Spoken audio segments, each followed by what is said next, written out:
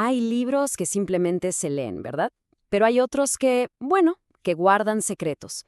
Hoy vamos a meternos de lleno con uno de esos, el libro de la sabiduría, un texto de verdad fascinante, una mezcla de filosofía y fe que está justo en una encrucijada clave de la historia.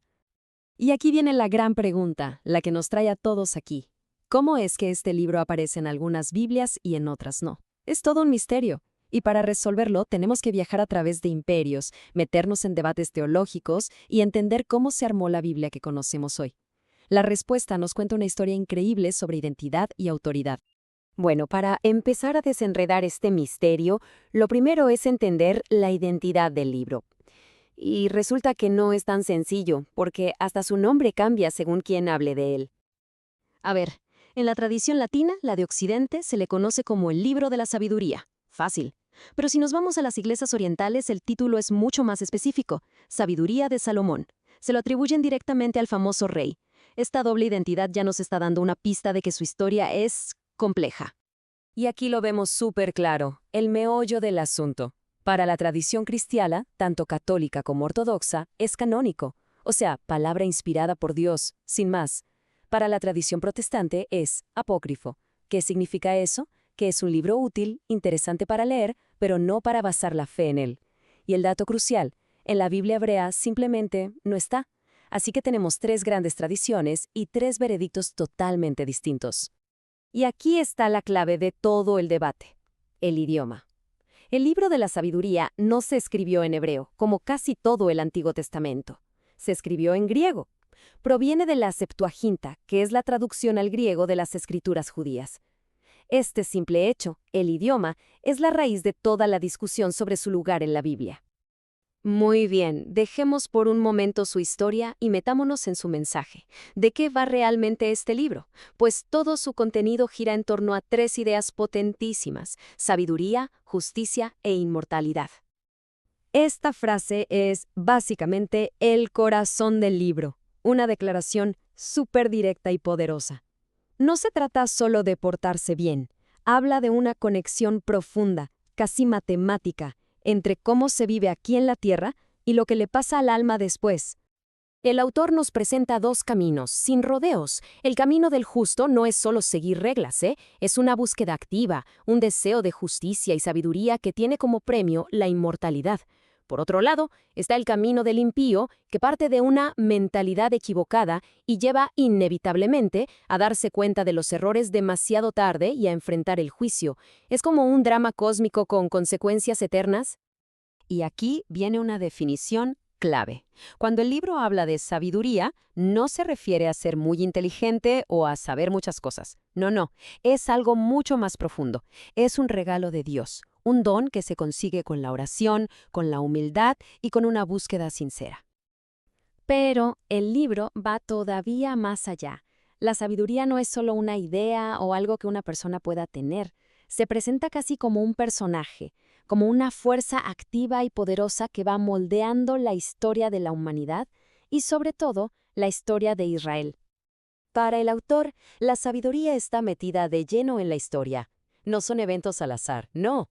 Son momentos en los que el poder de Dios actúa a través de ella, guiando a los líderes, haciendo milagros, defendiendo la fe verdadera contra los ídolos. La historia misma se convierte en una clase magistral sobre el poder de la sabiduría. Ahora que entendemos su mensaje, volvamos a su origen, porque aquí es donde todas las piezas del rompecabezas empiezan a encajar de verdad. Este libro nació en un lugar y un momento únicos, una verdadera fusión de culturas. Esta línea de tiempo lo sitúa a la perfección. Aparece después de que las escrituras hebreas se tradujeran al griego, pero justo antes de que empiece a escribirse el Nuevo Testamento. De hecho, es clarísimo que San Pablo conocía sus ideas. Funciona literalmente como un puente entre el Antiguo y el Nuevo Testamento. Y el lugar donde nació lo explica todo: Alejandría, en Egipto. En el siglo I a.C., esa ciudad era el centro del mundo intelectual. Un lugar donde la fe tradicional judía se encontraba cara a cara con la filosofía griega más sofisticada. Este libro es un hijo de ese encuentro. Aquí es donde vemos la genialidad del autor. Imaginen el reto. Estás en un mundo que piensa en griego ¿Y cómo haces para que tu fe, la fe de Israel, no solo sobreviva, sino que siga siendo relevante?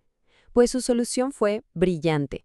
Tomó el lenguaje y los conceptos de la filosofía griega para explicar las verdades de la fe judía.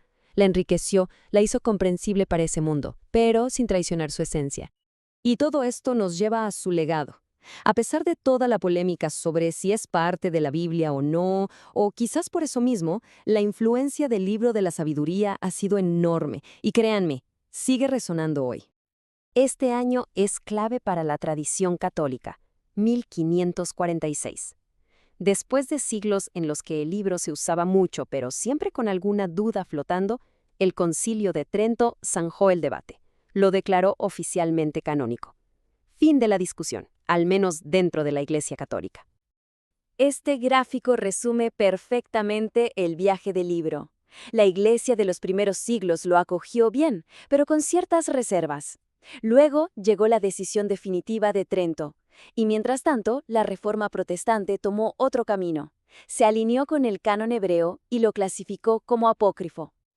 Pero más allá de si es canónico o no, su impacto en la teología es innegable. Para el pensamiento del Antiguo Testamento, trajo ideas súper avanzadas sobre el alma, el espíritu y la vida después de la muerte. Y para el cristianismo, esta sabiduría personificada se vio como un anuncio claro de Cristo, la sabiduría de Dios hecha persona. Y así, el libro de la sabiduría, que nació del encuentro de dos mundos, sigue haciéndonos pensar. Nos deja con una última reflexión. Pensemos en nuestro mundo de hoy, un mundo obsesionado con los datos, con el conocimiento, ¿no? ¿Qué nos puede decir un texto tan antiguo que habla de sabiduría, de justicia, de inmortalidad? La respuesta, quizá, no está en encontrarla de inmediato, sino en empezar esa misma búsqueda sincera que el propio libro nos propone.